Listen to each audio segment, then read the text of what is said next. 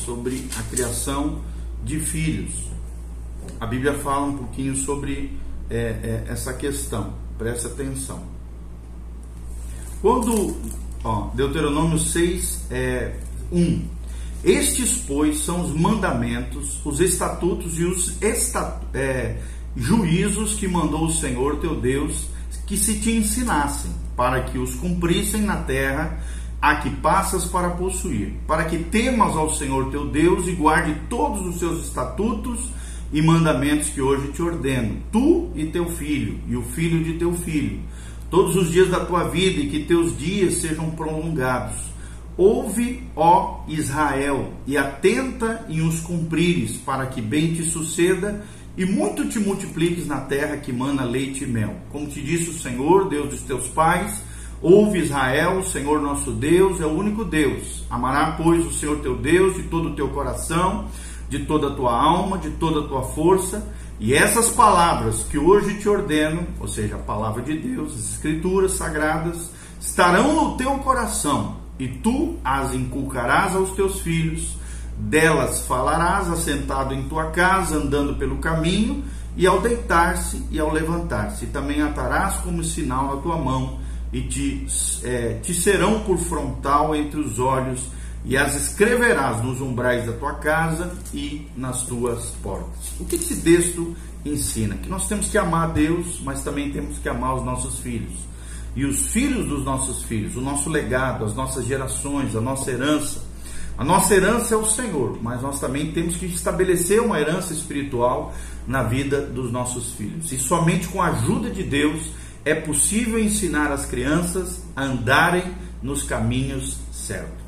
É claro que há situações, onde um conselheiro cristão estará envolvido diretamente no aconselhamento de crianças, lidando com pais, porém o mais comum é que se dedique, obviamente, à orientação de pais. Por quê? Porque você vai ver na relação pai-filhos, e principalmente no mau comportamento do filho, que muitas vezes a ligação está com os pais. Então essa tarefa de dar encorajamento, fornecer informações, conselhos, prestar esclarecimentos, apoio e outro tipo de parecer que possa ajudar a criança indiretamente é necessário. Se faz necessário hoje mais do que nunca, porque nós vemos uma geração de filhos indisciplinados, filhos que não obedecem aos pais, filhos que só fazem coisa errada e envergonham seus pais. E a educação tem que ser dos pais e dos filhos. Então a orientação de pais reconhece que os pais podem influenciar as crianças mais profundamente do que qualquer pessoa na história delas. Isso, e a Bíblia diz aqui também, presume uma colaboração entre pais e os conselheiros cristãos, pastores, a igreja, as pessoas envolvidas na área da educação, pois todos devemos estar interessados no bem-estar e no amadurecimento das nossas crianças. Foram escritos muitos livros com relação a isso. Literalmente existem hoje milhares de livros sobre crianças, criação de filhos. A Palavra de Deus é o livro mais seguro que fala sobre isso. Mas também existem outros teóricos, como Freud, Erikson, Piaget, Fowler, Driekurs, Jessel, Spock, muitos outros desenvolveram teorias sobre o desenvolvimento infantil, e alguns autores cristãos, como James Dobson, Kevin Leman, Grace Catterman, Ross Campbell, Elizabeth George, estão entre os muitos escritores e preletores que tem.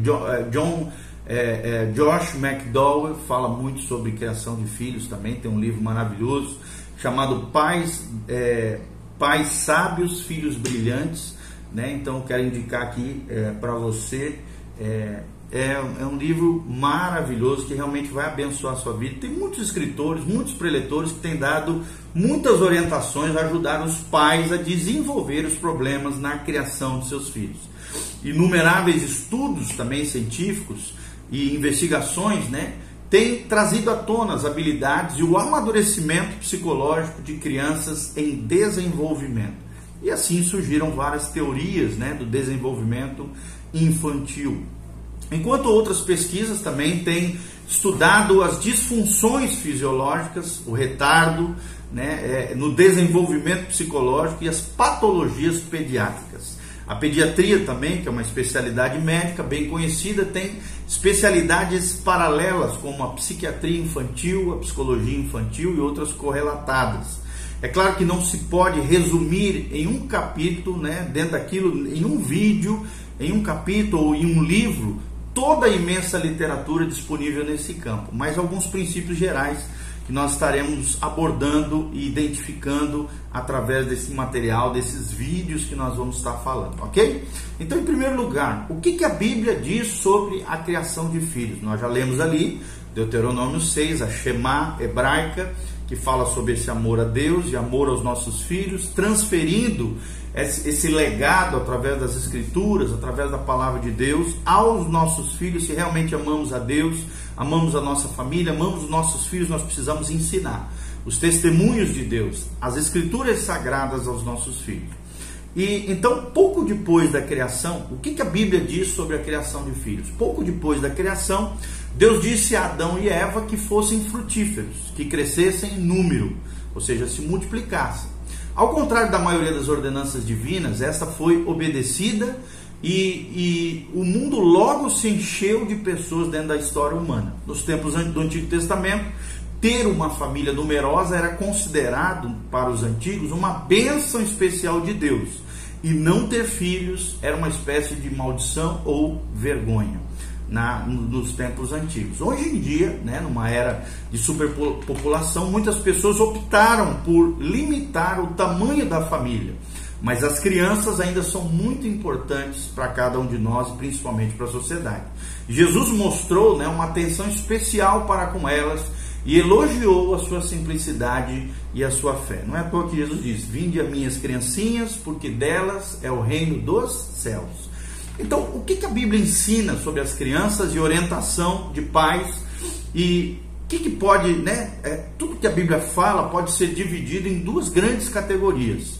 Primeiro, comentários sobre as crianças e depois comentários sobre pais e educação de filhos. Nós vamos abordar em primeiro lugar as crianças, é o que vai dar para fazer nesse vídeo. Crianças, na Bíblia, as crianças são vistas como dádiva de Deus, que podem trazer tanto alegria como tristeza aos seus pais. As crianças, na Bíblia, devem ser amadas, devem ser honradas, devem ser respeitadas como pessoas, porque elas são importantes no reino de Deus e não devem sofrer agravo e nem mal nenhum por parte dos adultos. As crianças também têm responsabilidades diante de Deus, de honrar e respeitar os pais, de cuidar deles e ouvi-los e serem obedientes aos seus pais. Não é à toa que Efésios 6, de 1 a 3, termina dizendo: filhos, obedecei aos vossos pais no Senhor, pois isto é justo.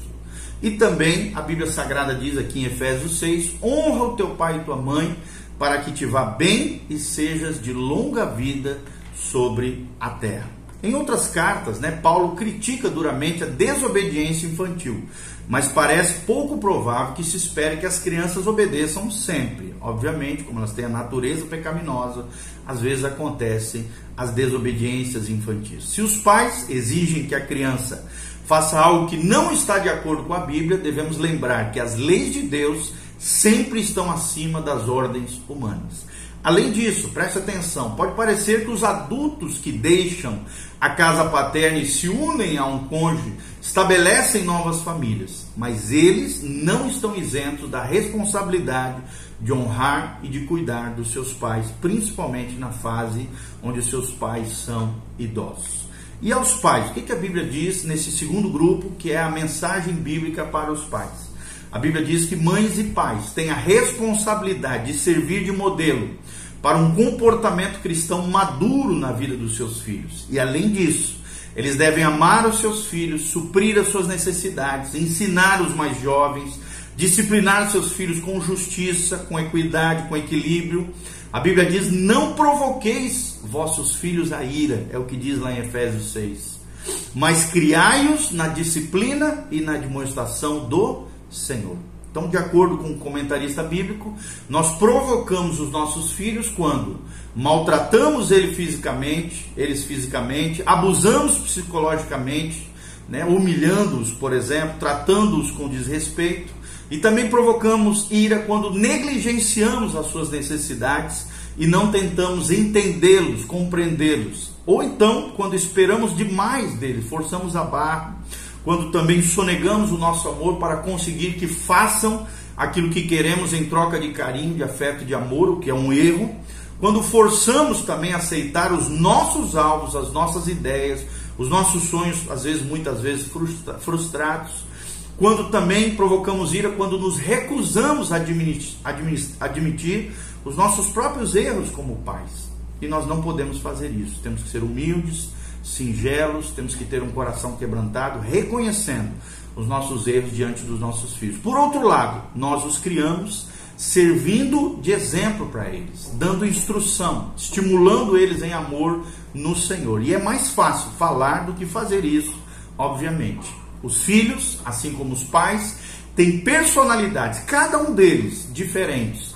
E as diretrizes bíblicas para a sua criação também são tão específicas como muita gente gostaria que fosse, ok? Então, no Antigo Testamento, entretanto, existe uma seção que reúne todos os princípios e reúne os ensinamentos bíblicos sobre a criação de filhos.